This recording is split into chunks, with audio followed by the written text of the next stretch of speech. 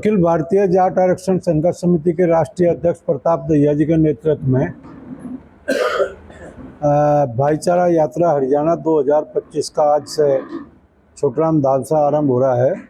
और इसका ये जो है हर विधानसभा पे हर जिले में भाईचारा सम्मेलन आयोजित करेगी, जिसमें मुख्यतः एक तो हमारा आरक्षण का मुद्दा है और दूसरा जो है जाट सेवा संघ की प्रगति का मामला है और संगठन के विस्तार का मामला है। जो अखिल भारतीय जाट आरक्षण संघर्ष समिति का बहुत लंबे समय तक, पहले कोरोना आ गया, उसके बाद आंदोलन आ गए, उसके बाद चुनाव आ गए और ये इस तरह के देश भर में कार्यक्रम चल रहे हैं। वहाँ जिला स्तर पर उत्तर प्रदेश में भी चल रहे हैं, बाकी राज्य को भी कहा गया, दिल्ली में भी मीटिंग हो रही है।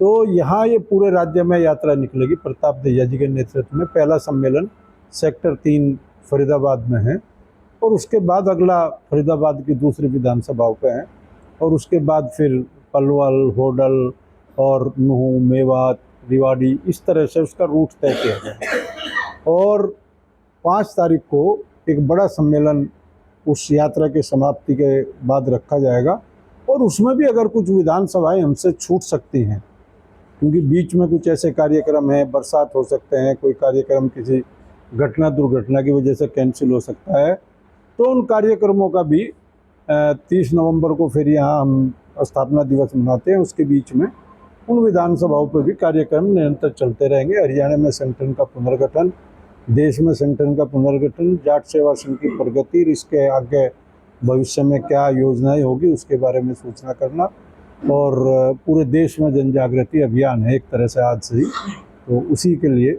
आज ये यात्रा निकालते हैं। अड़चन 2 चीजें हैं। एक तो जो केंद्र का आरक्षण है, पहले तो अड़चन ये थी कि आयोग भंग हो गया था 2016 में और 19 में आयोग बन गया और हमारा प्रतिवेदन आयोग के सामने है। राजनीतिक विल है। भाजपा दूसरे मुद्दों पे वादा प्रधानमंत्री जी ने भी 2015 में किया, 2017 में यहाँ का भी समझौता हुआ, अमित शाह जी ने भी जाट बुला के कहा, 2019 में भी हुआ, 22 में भी हुआ, 24 में भी बार बार, क्योंकि यहाँ भाजपा की दूसरा एजेंडा है जाट गैर जाट, उत्तर प्रदेश में दूसरा एजेंडा है हिंदू मुसलमान, राजस्थान में कोई और एजेंडा है। हर राजनीतिक दल अलग अलग जगह अलग अलग एजेंडे रखता है। तो यहाँ का जो एजेंडा है, लेकिन बाकी राज्यों में भी यही स्थिति उन्होंने पैदा करके रखी हुई है। तो ये तो राजनीतिक विल है। कांग्रेस ने कोई एक दिन में आरक्षण थोड़ा दिया था। 2006 से लेकर 2014 तक लगातार आंदोलन चले, बड़े आंदोलन हुए, पानी रुके, रेल रोको आंदोलन 2 बार हुए, धरने, प्रदर्शन, रैलियां और वो तमाम चीज़ हुई। यहाँ इसी तरह से हरियाणा में भी जो 2016 के दंगे हुए, वो 2016 के जो आयोजक थे इस आंदोलन के, जिनके कारण ये दंगे हुए, उसके कारण बैकफुट की लड़ाई लड़ते रहे। केस की वापसी हो, शहीदों को सम्मान मिले, घायलों को मुआवजा मिले। तो हमारी 2 मांगे जो आरक्षण की थी, उनको छोड़कर बाकी, जैसे शहीदों को सम्मान भी मिला, सरकार ने मुआवजा दिया और उनको परमानेंट नौकरियां भी दी, ये इस आंदोलन में पहली बार हुआ। घायलों को मुआवजा मिला, लेकिन कुछ मुकदमे थे, 480-90 मुकदमे ऐसे थे और 6 मुकदमे सीबीआई के थे। सीबीआई के मुकदमों में तो अभिमन्यु जी ने फैसला कर लिया है और बाकी जो इधर मुनक नहर वगैरह के थे वो शायद केस अभी चल रहे हैं। और जो 489 मुकदमे वापसी हुए थे आंदोलन के साथ, लास्ट में 1600 मुकदमे अनट्रेस चले गए थे। जो 489 वापसी हुए उनमें 1 महीने बाद अनुपम गुप्ता है, एक एमिकस क्यूरी, जो मुरथल कांड था, उसने रिट डाल दी कि जी आप कह रहे ये मुरथल कांड में न्याय देंगे, ये तो वापसी केस और लेने लग रहे। तो उस पर हाईकोर्ट ने स्टे लगा दिया। तो इस तरह की बातें जब हुई तो हाई कोर्ट में भी उसका पक्ष सही नहीं रखा गया। अब प्रताप जी लगातार संपर्क में है सरकार के, वो पक्ष सही रखा गया। उनमें से अधिकतर 100-150 मुकदमे तो बरी हो चुके, अब उनमें से बहुत कम रह रहे, लोग धक्के खा रहे हैं। तो मेरा कहने का ये मतलब है कि किसी भी प्रदेश में, देश में किसी जाति के प्रति कोई राजनीतिक दल नफरत पाल के बैठ जाए तो वो बात गलत है।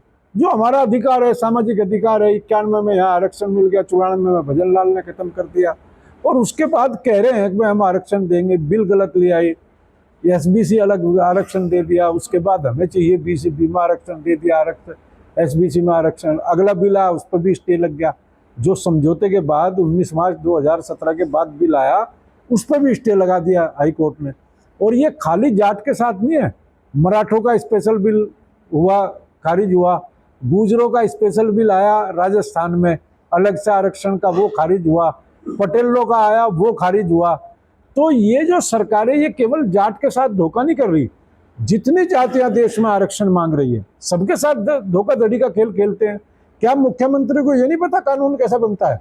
मराठों के साथ भी हवाबाजी कर रहे, जाटों के साथ भी हवाबाजी कर रहे, मुद्दे पलटना चाहते हैं।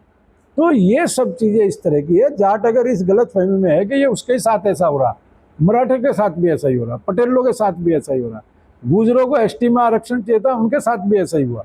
तो मेरा ये, क्योंकि गुजर जो है एसटी में है एक राज्य में, वे चाहते थे कि राजस्थान का गुजर पिछड़ा उनको भी एसटी में मिल जाए। तो ये धोखाधड़ी, इस तरह की राजनीतिक धोखाधड़ी तमाम किसान बिरादरियों के साथ है और उनको आपस में लड़ाने का काम करते हैं। जैसे यहाँ यादव को कह देंगे जाट तुम्हारे आरक्षण में आ जाएगा, दलित को समझाएंगे जाट को आरक्षण मिल जाएगा, दलित का 20% आरक्षण अलग है। तो ये हमने पंपलेट पूरा तैयार कराया जिसमें सारे डेटा है कि हरियाणा के जाट को आरक्षण मिलने से किसी जाति का नुकसान ही नहीं है। तो ये जब तक हम लोग नहीं समझाएंगे लोगों को, ये मुहिम नहीं चलाएंगे, तब तक लोगों का कॉन्सेप्ट क्लियर हो। जो हमारे खिलाफ माहौल तैयार किया गया, दलित भी ये सोच रहा अरे भाई हम एससी में थोड़ा आ रहे हैं, हम शेड्यूल ट्राइब में थोड़ा आ रहे हैं, हम बीसीए में भी नहीं आ रहे।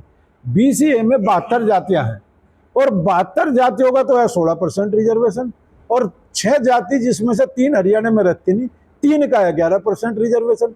तो अगर ये 3 हमारा विरोध करती है तो हम 72 को तो समझाए भाई तुम तो हमारे साथ खड़े हो जाओ, ये 3 ही हमारा विरोध करके देख ले। हालांकि इनको भी नहीं करना चाहिए। जब यूपी में यादव आरक्षण में है, जाट भी आरक्षण में है, सैनी भी आरक्षण में है, कुर्मी भी आरक्षण में है, तो वहां के किसी दूसरी जाति को परेशान नहीं, तो हरियाणा की दूसरी जाति क्यों परेशान हो रही? बिहार में आप चले जाओ, जाट भी आरक्षण में है, कुर्मी भी आरक्षण में है, यादव भी आरक्षण में है, सैनी भी आरक्षण में है। तो जब दिल्ली में आप चले जाओ, जाट भी आरक्षण में है, सैनी भी आरक्षण में है, यादव भी आरक्षण में है। तो यहाँ जो हरियाणा के लिए स्पेशल पैकेज बनाते हैं जातियों का, ये गलत है और पूरे हरियाणा के लिए, ये मानव जाति के लिए गलत है। भयंकर राजनीतिक स्वार्थ, विधायक बनने के लिए गोतों में तोड़ दे आदमी। जाट तो ऐसा काम कर दे कि विधायक की वोट भी गोत के आधार पर मांगने लगे। तो इस तरह का ये कोई एक पार्टी नहीं कर रही, हर राज्य में हर पार्टी इसी तरह के धंधे कर रही है। कोई भाई यहाँ तो वहाँ कांग्रेस ने भी किया, ऐसा नहीं कि यहाँ नहीं किया। तो हमारा कहना ये है, सामाजिक न्याय गरीब के लिए है। ओबीसी आरक्षण आर्थिक आधार पर 8 लाख में क्रीमी लेयर है, कोई बड़े जाट को मिलना नहीं है। एससी आरक्षण क्रीमी लेयर में नहीं है, और जो ईबीसी आरक्षण इकोनॉमिक बैकवर्ड आरक्षण वो भी आर्थिक आधार पर है। तो आर्थिक आधार पर जब आरक्षण है भाई, हरियाणा के जाट को क्यों वंचित किया जा रहा? उत्तर प्रदेश का 25 साल से स्टेट में आरक्षण है, केंद्र में नहीं है। दिल्ली का 28 साल से प्रदेश में आरक्षण है, केंद्र में नहीं है। तो मतलब इस तरह का भेदभाव, जातियों को डिविजन एंड रूल करना, ये गलत है। इसका जन जागरण, क्योंकि कम्युनिटी का जब हम जन जागरण शुरू करते हैं उससे पहले चुनाव वाले हैं, और कम्युनिटी बड़ी है। इतनी बड़ी कम्युनिटी को जगाने के लिए संसाधन, उनके पास घर घर घूमना, हालांकि अब तो बहुत भाई आज की तारीख में तैयार है, हजारों की संख्या में लोग हैं जो इस मुहिम को लेकर चल रहे हैं। जगह जगह सम्मेलन होंगे, उनको समझाएंगे, वे अपने गांव और देहात में समझाएंगे, तो ये सब चीज़ें चलती रहेगी। तो इस तरह की बात। आज की यात्रा भाईचारा यात्रा है। ये तमाम 90 के 90 विधानसभा क्षेत्रों में भाईचारा यात्रा का आयोजन किया गया है, और इसका समापन जो है 5 अक्टूबर जो है 2025 को यहीं छोटराम धाम पर समापन होगा, जो सारे के सारे विधानसभा में प्रोग्राम आयोजित होने के बाद। मुख्य उद्देश्य है छत्तीस बिरादरी के भाईचारे को और मजबूत बनाना, क्योंकि हमारा सदा छत्तीस बिरादरी हमारे लिए आदरणीय रही है जाट समाज के लिए, और हम यही चाहते हैं कि छत्तीस बिरादरी का भाईचारा जो कुछ राजनीतिक आकाओं के कारण हमारे को 35 का नारा जो दे रहे हैं वो गलत है। उसको हम यात्रा के दौरान सिद्ध करेंगे कि भी हम छत्तीस बिरादरी के साथ हैं 36-0 है, न कि 35 है। और मुख्य एजेंडा छोटूराम धाम की प्रगति के बारे में, कोचिंग के बारे में और अखिल भारतीय जाट आरक्षण संघर्ष समिति के गठन के बारे में दोबारा से गठन करना है और जाट समाज के ओबीसी में सेंटर में आरक्षण के लिए और हरियाणा में जो है बीसी ओबीसी बी के अंदर हमारे को जाट को आरक्षण देना चाहिए, जो सरकार ने सभी इंटरनेशनल मीडिया के सामने 19 मार्च 2017 को जो है, जो मनोहर लाल खट्टर जी जब देन सीएम थे, उनकी अध्यक्षता मीटिंग हुई थी और उन्होंने हमारे को बिल्कुल आश्वस्त किया था कि आपको आरक्षण हर हालत में देंगे।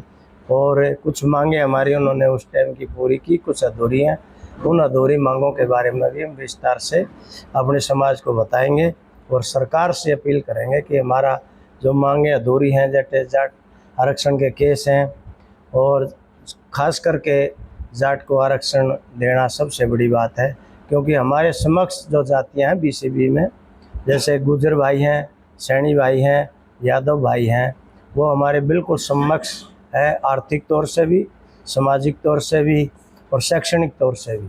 बल्कि मैं तो ये कहूँगा कि जाट समाज बल्कि आर्थिक तौर से पिछड़ा हुआ है, क्योंकि हमारे कई ज़िले ऐसे हैं जहाँ पर बीघों में खेती करते हैं, जबकि बीघे न कि किले रह गए। तो यही सरकार से हम दोबारा गुजारिश करते हैं कि हरियाणा के अंदर बीसीबी में हमारे को आरक्षण दिया जाना चाहिए और सेंटर में तमाम जो भारतवर्ष के जाट हैं उनको ओबीसी में आरक्षण मिले। छोटूराम धाम से हमारी यात्रा शुरू होगी और पहला प्रोग्राम आज का फरीदाबाद सेक्टर 3 जाट धर्मशाला में है।